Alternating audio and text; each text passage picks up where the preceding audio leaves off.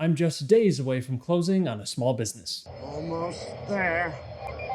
Last month, I mentioned that I was under contract on a small business and that I was going to be looking to close by the end of December. Unfortunately, it's going to be leaking just into January, but we should be closing within the next week if all goes well and there's no disasters. The business is in the cleaning niche, and I'll have a lot more details once I close. So be sure to subscribe so you don't miss future updates about the business. And also be sure to subscribe if you don't want to miss future updates for this net worth series. Since I put a new episode on the first of each month as I document my progress or lack thereof, as I attempt to reach a $1 million net worth by the time I'm 30 years old. I'm currently 25, and also a $30,000 per year passive income. But anyways, I went under contract on this business a bit before Thanksgiving, so a bit over a month ago, and the goal was to close before Christmas, but that time has come and gone. And that's because I've been putting together the funding for the business, and that's taken a bit of time, especially because banking right now is a bit slow because of the holidays. So you need extra days to transfer stuff here and there, and stuff just takes time. But in that time, we've gotten past due diligence. I've secured the funding, so we're just about ready to close. It's a matter of just getting the money from one account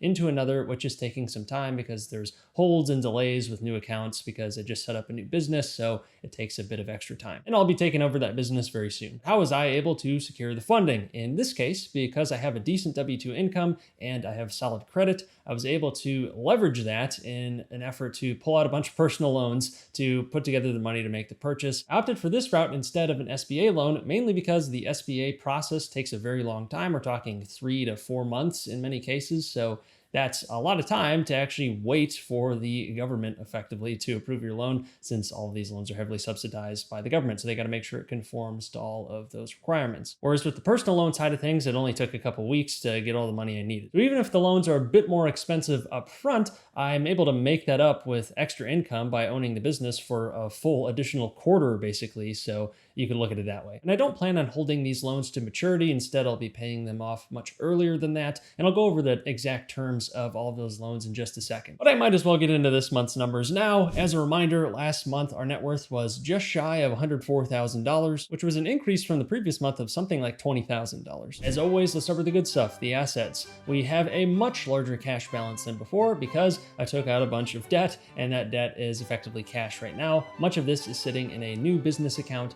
That business is going to be the one that buys the existing business that I'm under contract for. The way the basic structure works is I have a holding company, and underneath that holding company is the entity that will actually own the business. So it's an LLC within an LLC. And I actually have a video talking about my whole LLC structure, which I'll go ahead and link above if you're interested. But in short, I'm moving all of this money down to that business level entity, which has its own bank account because it's separate from my own personal name. But I'm including it here for the purposes of this exercise because I do have full ownership over the holding company, and the holding company owns the business. So from a net worth perspective, it should technically be my own equity. I think after I close, I'll adjust this to have just one entry in here that is the business value, and that will sort of encapsulate the actual business equity plus all of the cash and all the assets within the business, just to simplify things for my personal net worth statement. But that said, we're over $200,000 in cash right now. That is not going to be the case for much longer because a lot of that is going to be used towards the business purchase. You might also note this earnest money deposit, which is effectively as good as cash since that is being used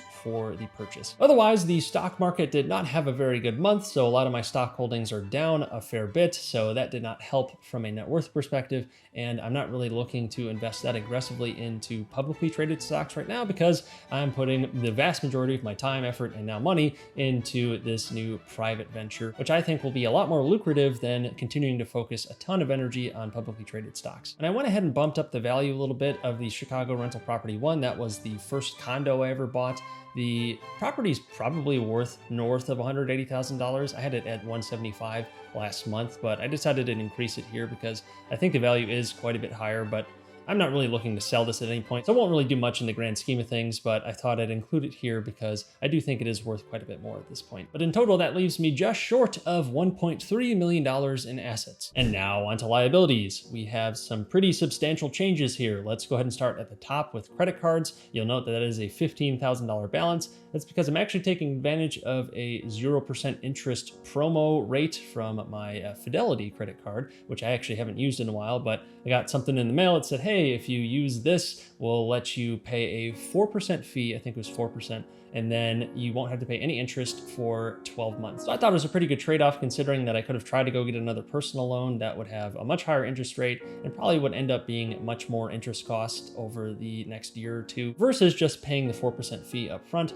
But that will be due next December or so. So I'd be looking to pay that off pretty quickly, but it's nice to have no interest costs ongoing in the meantime. And by far the biggest changes when it comes to my liabilities were down here with all these personal loans and also the loan fees up top, because I used a funding agency to help me sort of figure out which loans to actually apply for. So they kind of helped line up all the lenders I ended up applying for, so I wouldn't have to go digging. It saved a ton of time and probably a lot of headaches, because I'm sure there's a bunch of lenders I could have applied to that would have ended up denying me right away. It just would have been a big waste of time. So it is a bit expensive. We're talking about 14 grand in loan fees, but I'll go ahead and pay it. Because as I mentioned earlier, it means I can close on this business more quickly, and then I'm gonna get a few extra months of income anyways, so that should make up for the loan fees and also have some more business experience in the meantime. And it's not like there wouldn't have been fees with an SBA loan as well. Then below that, we have about $180,000 in personal loans, which will be used to pay for the business. And I've included a new tab in my net worth tracker spreadsheet if you wanna check that out in the description below, but it's a loan terms tab. So it shows all of the loans that I have and then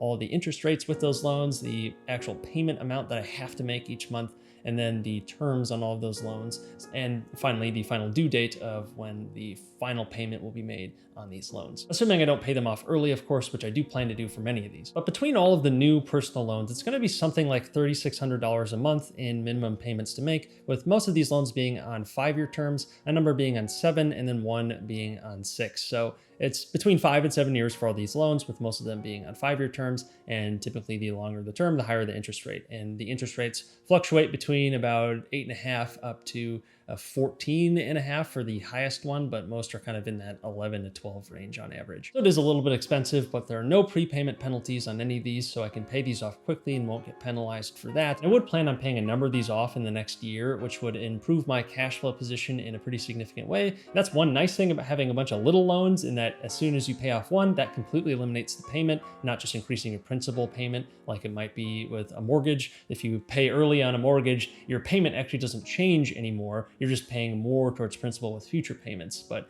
your cash flow position really isn't that much better. Whereas with these, as soon as you pay off one, that completely eliminates the payment, and you now have a lower minimum payment when you put all the loans together. So that's one perk. But if I were to pay these personal loans off just using the new business's income, so long as all goes well, it should be around half of the business's cash flow. So I should be in a pretty decent position. Even if I wasn't using any of my salary, even if I didn't pay off any of these loans early, I'd have a good bit of room there, at least before things started to get pretty stressful. But like I said, I'm looking to pay these off quickly, so I'm gonna be using a lot of my own salary as well, since I'm still keeping my job as an attorney, and that salary will go mainly towards paying off many of these loans. And I should note that all of the personal loans are on a fixed interest rate, so it'll be a nice stable payment even in a rising interest rate environment that we find ourselves in. But in total, that leaves me with just shy of $1.21 million in liabilities, which means our net worth has decreased down to $88,500, which is a decrease of $15,500 from last month. Our debt ratio has naturally increased to over 93%, and our passive income remains at $1,100 per month. So I guess you could say the loan fees sank our net worth this month, but we won't be doing that again next month. Even though my net worth decreased from last month, I'm still quite confident going into this deal because I'm going to be buying a high cash flow asset. It's something that's going to throw off a bunch of new income that can be used to pay down some of this debt. I don't want to get too